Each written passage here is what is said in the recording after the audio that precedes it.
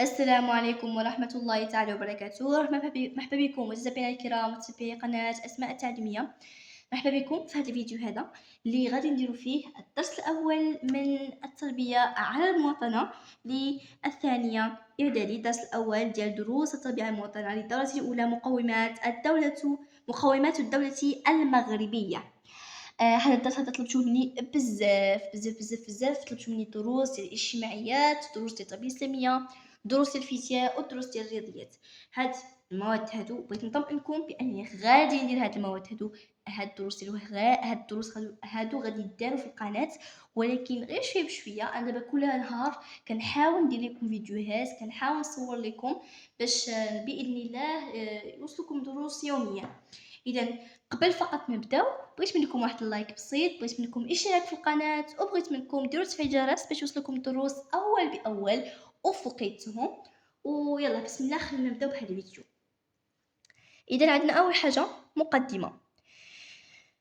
تتنوع مقومات الدولة المغربية بين الترابية والبشرية ونظام الحكم السياسي. فما هي مقومات الدولة المغربية وما مميزات نظام الحكم فيها؟ إذا سنتحدث في هذا الدرس عن مقومات الدولة المغربية، المقومات الترابية والمقومات البشرية. سنتحدث أيضا عن رموز سيادة الدولة المغربية وعن نظام حكم الدولة المغربية أو مميزات نظام حكم الدولة المغربية. إذا أولا سوف نتحدث عن المقوم الترابي.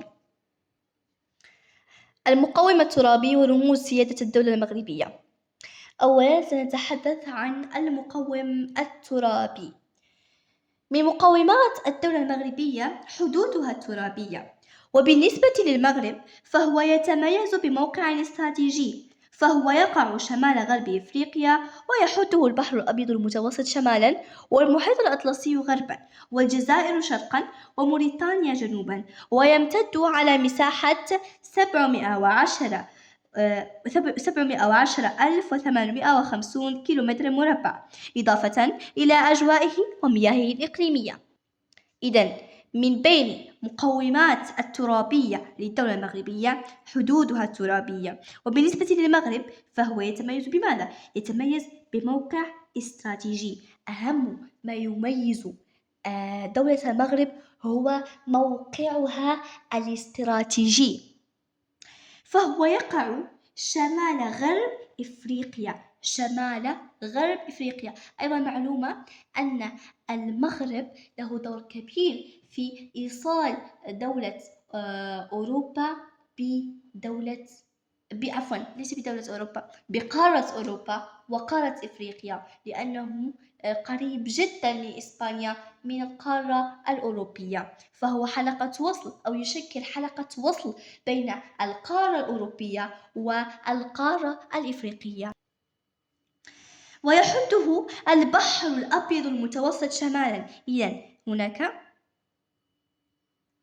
في الشمال البحر الأبيض المتوسط، يعني هذه الحدود. المحيط الأطلسي غربا، في الغرب المحيط الأطلسي لديه حدود عبارة عن بحار ومحيطات، وحدود عبارة عن دول. إذن والجزائر شرقا، في الشرق هنا الجزائر، وفي الجنوب موريتانيا، ويمتد على مساحة 710,850 كيلومتر مربع، أي مساحة كبيرة جدا، إضافة إلى أجوائه ومياهه الإقليمية. إذن المغرب يتميز بمقومات ترابية كبيرة وكثيرة جدا تعطيه ذلك الموقع الاستراتيجي. غير المعلومات التي أضفتها لكم هنا معلومات، أي أنه يمتلك حدود عبارة عن محيطات، عبارة عن بحار، حدود عبارة عن دول كموريتانيا جنوبا والجزائر شرقا، البحر الأبيض المتوسط شمالا، والمحيط الأطلسي غربا. أيضا يتميز المغرب بأنه يقع شمال غرب إفريقيا. وأيضا يتميز كثيرا بمساحته، وهي 710,850 كيلومتر مربع. وأخيرا إنه يتميز بأجوائه الجميلة ومياهه الإقليمية. رموز سيادة الدولة المغربية. ما هي رموز سيادة الدولة المغربية؟ تتعدد رموز سيادة الدولة المغربية، حيث تتوفر الدولة المغربية على العديد من رموز السيادة الوطنية. فهناك علم المملكة المغربية لونه أحمر تتوسطه نجمة خماسية خضراء، وعملة وطنية مشكلة من قطع معدنية مختلفة، وأوراق نقدية متنوعة، وطوابع بريدية، بالإضافة إلى النشيد الوطني الذي يعزف في مختلف المناسبات وينتهي بشعار الله الوطن الملك. إذن رموز سيادة الدولة المغربية كثيرة عديدة متنوعة جدا، وهي كالتالي: أولا علم المملكة المغربية. علم المملكة المغربية فهو لونه أحمر، هنا أحمر، ونجمة خماسية خضراء. إذن نجمة خضراء والعلم أحمر، وعملة وطنية مشكلة من قطع معدنية مختلفة. العملة الوطنية عبارة عن قطع معدنية وأوراق نقدية متنوعة وطوابع بريدية، بالإضافة إلى الشيء الذي نعتز به جميعا، وهو النشيد الوطني المغربي الذي يعزف في مختلف المناسبات، في عيد العرش، في كل الأعياد الوطنية. أيضا يعزف في المدارس أو في المؤسسات التعليمية، يعزف أيضا في مثلا المباريات، مثلا في كأس العالم عندما تأهل المغرب أو المنتخب المغربي، فكانوا دائما في أي مباراة، النصف النهائي، ربع النهائي، كل المباريات التي شارك فيها المنتخب المغربي، كانوا دائما ماذا ينشدون النشيد الوطني للمغرب والخصم والدولة الخصم. إذن دائما النشيد الوطني يعتز به كل مواطن بدولته. وشعارنا الوطني نشيدنا الوطني ينتهي بشعار الله الوطن الملك. إذن ننتقل الآن إلى المقومات البشرية للدولة المغربية. ما هي المقومات البشرية للدولة المغربية؟ يمتاز المغرب بتنوع أصوله البشرية، فقد استوطن الأمازيغ المغرب منذ العصور القديمة، وعقب الفتح الإسلامي خلال العصور الوسطى وفدت قبائل بني هلال وبني معقل العربية. وعند بداية العصر الحديث أقبل زنوج الأفارقة، كما هاجر المورسكيون من مسلمين ويهود إلى المغرب بعد سقوط الأندلس، ونتيجة لذلك تنوعت اللهجات والعادات الاجتماعية بالمغرب، وتعتبر العربية هي اللغة الرسمية للبلاد، إلا أن سكان المغرب يتكلمون بلغات متعددة كالعربية، الفرنسية، ولهجات أمازيغية متنوعة. يتبنى المغرب الإسلام كديانة رسمية للدولة، إلا أنه تتواجد بالبلاد أقليات دينية كاليهودية والمسيحية التي يؤكد الدستور على حرية ممارستها. إذن هنالك يهود ومسيح في دولتنا المغرب، ولكن الديانة الرئيسية في دولتنا والتي تبنتها الدولة هي الديانة الإسلامية. إذن المقومات البشرية للدولة المغربية: أولا يمتاز بتنوع أصول البشرية. تحدثنا عن أن هنالك أمازيغ، هناك أيضا قبائل بني هلال، قبائل بني معقل العربية، أيضا زنوج الأفارقة، الموريسكيون من مسلمين ويهود. إذن كل هذه القبائل، كل هذه يعني كيف أشرح لكم؟ يعني هاد القبائل هادو، هاد يعني الأصول هادو المختلفة التي دخلت المغرب بالكثير من الأسباب، مثلا بغرض الاستيطان، بغرض مثلا هاجر الموريسكيون من مسلمين ويهود المغرب بعد سقوط الأندلس، مثلا عقب الفتح الإسلامي خلال العصور الوسطى وفدت قبائل بني هلال وبني معقل العربية. إذن كل أيضا الزنوج الأفارقة في العصر الحديث. إذن كل هذه الأسباب تعطي أو كل هذه الأسباب تجعل هذه القبائل، هذه يعني هذه مختلف الأصول تدخل إلى الدولة المغربية، فبهذا تتنوع اللهجات، تتنوع العادات الاجتماعية بالمغرب.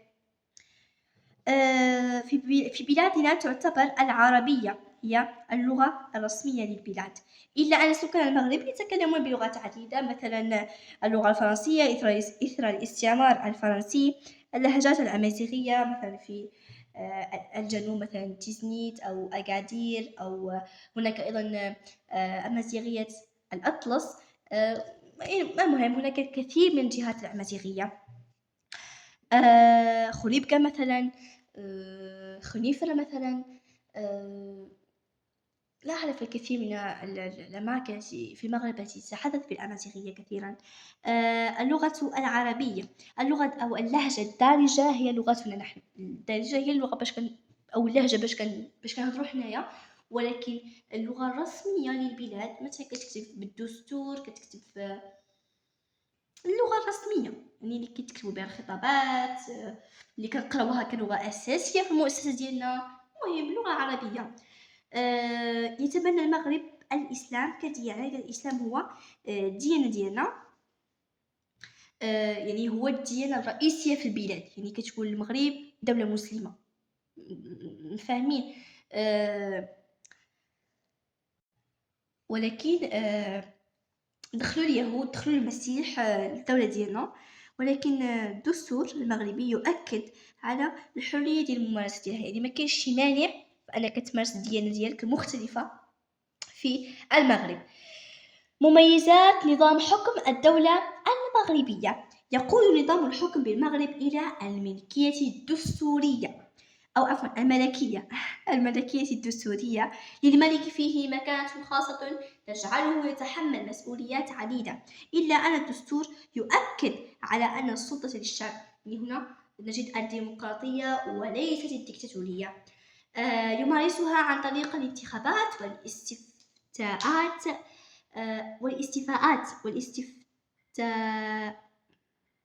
والاستفتاءات هناك فقط خطأ، والاستفتاءات والمؤسسات الدستورية. يتوفر المغرب على مؤسسات دستورية لتسيير شؤون البلاد، والتي يحدد الدستور اختصاصاتها، وهي المؤسسة الملكية، البرلمان بغرفتيه، الحكومة والسلطة القضائية. إذن نظام حكم الدولة المغربية هو ملكي دستوري، ونظام يعني واش ديكتاتوري ولا ديمقراطي؟ بالعكس ديمقراطي، فالسلطة للشعب. نعم تجد هناك قرارات الملك نصره الله محمد السادس، ولكن عامة فالسلطة للشعب. يعني هذه الدولة ديمقراطية، يعني المغرب هو دولة ديمقراطية وليست ديكتاتورية.